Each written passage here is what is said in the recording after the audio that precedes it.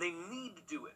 They need to do it regularly. They need to be, on a daily basis, dominating, terrifying, controlling, manipulating, deceiving another person. They need that daily experience of venting on someone, attacking someone, hurting someone, and then getting the apologies and getting the fear and getting the contractive response where you actually do start to slouch and lean forward. So if you still don't really understand that not everyone is a good person at heart, that there are these types of people walking around, and some of them are nonviolent. It's a problem in the spiritual community as well, which I avoided it, but this is not very common. A lot of people in the spiritual community that I've heard about have actually been womanizers, and they have taken advantage of people because of their public persona, because of the degree of exposure that they have. So let me again reiterate that I am happily married to Elizabeth, and I've never done that. Okay, so rumors always get started up again, and those rumors do not have anything to do with me. And they're never going to. Why? Because for me, I never have been that motivated by this. If you have a spiritually integrated life, you don't have a sexual hunger that is always needing to be filled. You don't have a desire to want to mate with people who you don't plan on spending the rest of your life with them in a monogamous relationship. And so this idea of cheating, this idea of, the deception and going behind somebody's back and the secret texts and the secret phone calls, let me share something with you. Even if you don't believe in karma, even if you don't believe in a benevolent, loving God, or that benevolent, loving God has it in for you if you start doing negative things, in today's age, with the way, and I'm so slouchy here in this camera angle, it's not the best, most flattering one.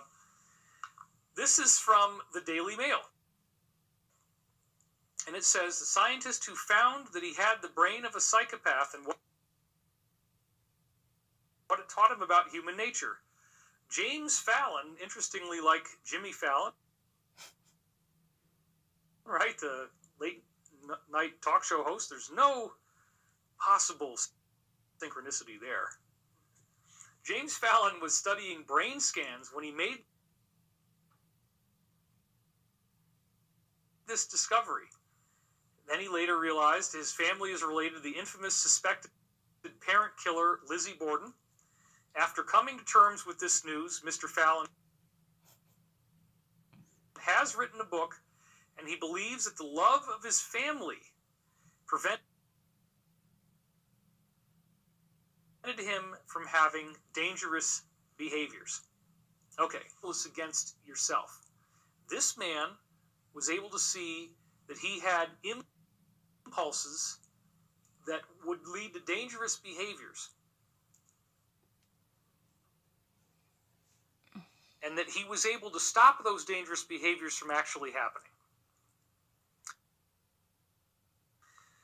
There's a reason why psychopaths should never drink alcohol, because alcoholism and psychopathy are very fundamentally related, and a psychopath under the influence of alcohol becomes vastly, vastly, vastly worse. So I'll just put that out there. Now, here's the next slide I want you to see. This is James Fallon on the right. Now notice that he doesn't look like anything unusual. He doesn't have an appearance that would suggest he's evil.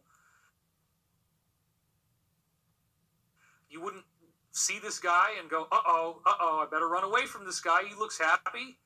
He looks fun. He looks like a guy you could, drink with and have fun with and hang out, and he'd be your buddy. But now what's that on the left? Something wrong with the propane. What that on the left is showing you, yes. if you didn't already know this, you really do need to know this now, that you're at the end of the line of being able something to ignore happened. I don't know. I psychopaths. You're heard going to have to know a that these little people pop exist. outside, like something The happened, exam is over. and now the gas is like